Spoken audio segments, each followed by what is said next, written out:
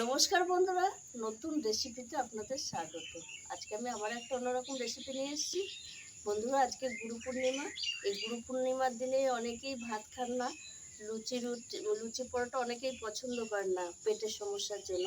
তাই তাদের জন্য এই রেসিপিটি আমি করে দেখাবো। আজকে আমি করে দেখাবো সাবুর পোলাও।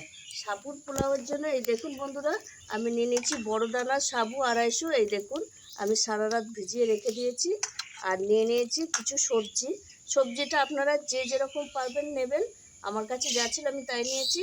নিয়ে নিয়েছি কুমড়ো, করলা, ঢেঁড়স, পটল, টমেটো, আলু। আর এইখানে নিয়ে নিয়েছি আদা, কাজু বাদাম, নুন, চিনি, গোটা গরম মশলা, তেজপাতা, ঘি, সাদা তেল, হলুদ গুঁড়ো আর গোটা জিরে।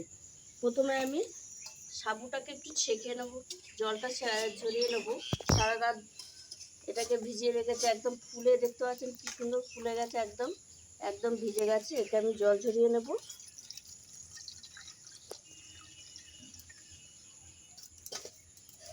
ভালো করে জলটা ঝরিয়ে নেব। এবার আমি এক এক করে সবজিগুলো সব কেটে নেব।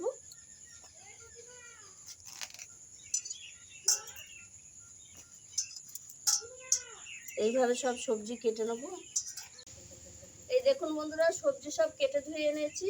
আর এবার আমি আদাটা গ্রেট করে নেব। আর এদিকে আমি উনুন ধরিয়ে কড়াই বসিয়ে দিয়েছি। কড়াইটা গরম হতে হতে আদাটা গ্রেট করে নেব।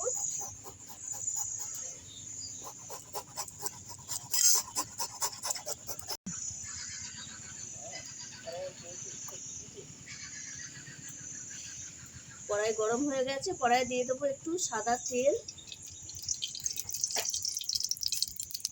আর ঘি।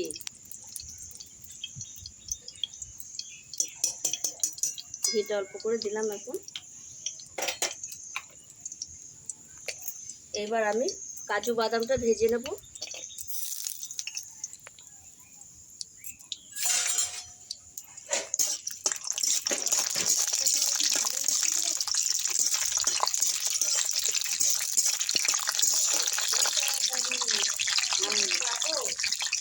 হ্যাঁ, সাবুর পাপড় করবে না, সাবুর পোলাও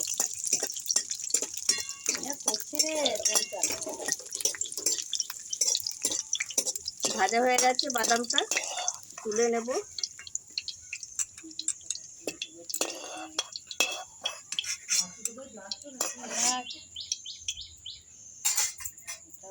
এবার আমি আরেকটু সাদা তেল দিয়ে দেবো।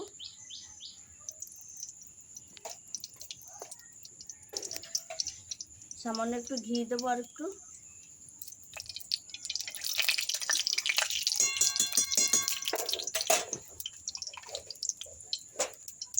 এইবার আমি দিয়ে দেবো তেজপাতা,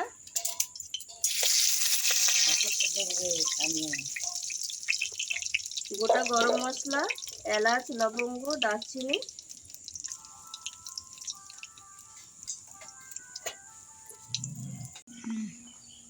এবার দিয়ে দেবো গোটা জিরে। এবার আস্তে আস্তে সবজিগুলো দিয়ে দেবো।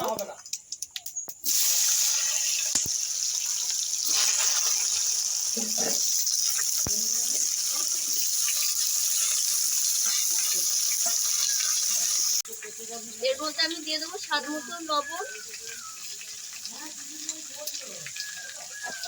দিয়ে দেবো হলুদ গুঁড়ো।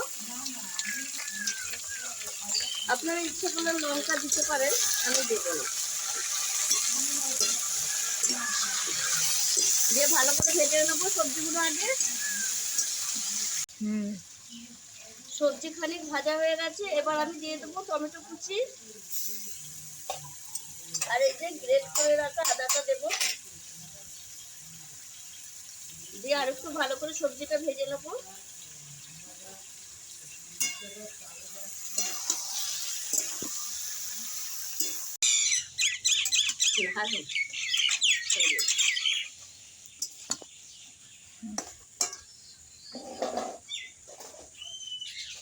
সবজিগুলো ভাজা হয়ে গেছে। এইবার আমি সাবুটা যে ঝরিয়ে রেখেছিলাম সাবুটার মধ্যে দিয়ে দেবো।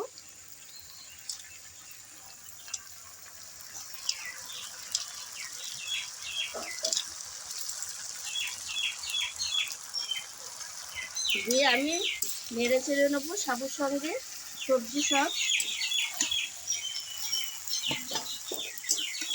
হালকা হাতে নেড়ে নেবো একটু।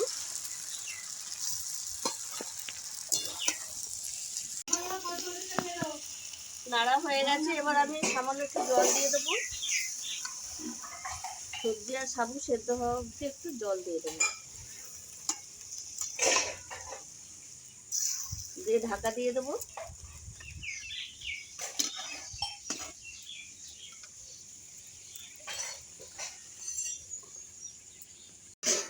খানিকক্ষণ হয়ে গেছে ঢাকা দিয়েছি। এই দেখুন বন্ধুরা, সাবুটাও সেদ্ধ হয়ে গেছে।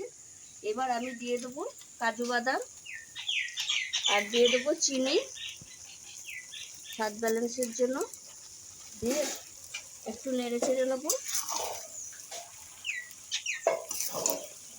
দেখুন বন্ধুরা কত সুন্দর হয়েছে।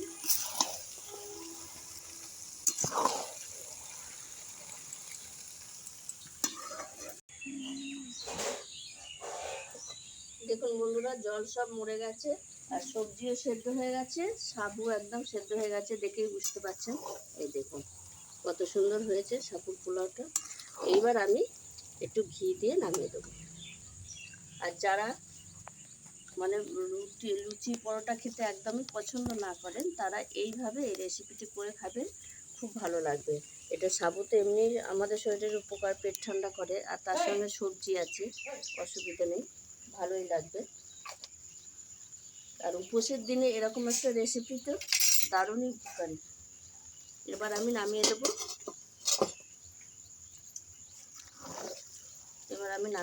হয়ে গেছে আমার সাবুর পোলাও।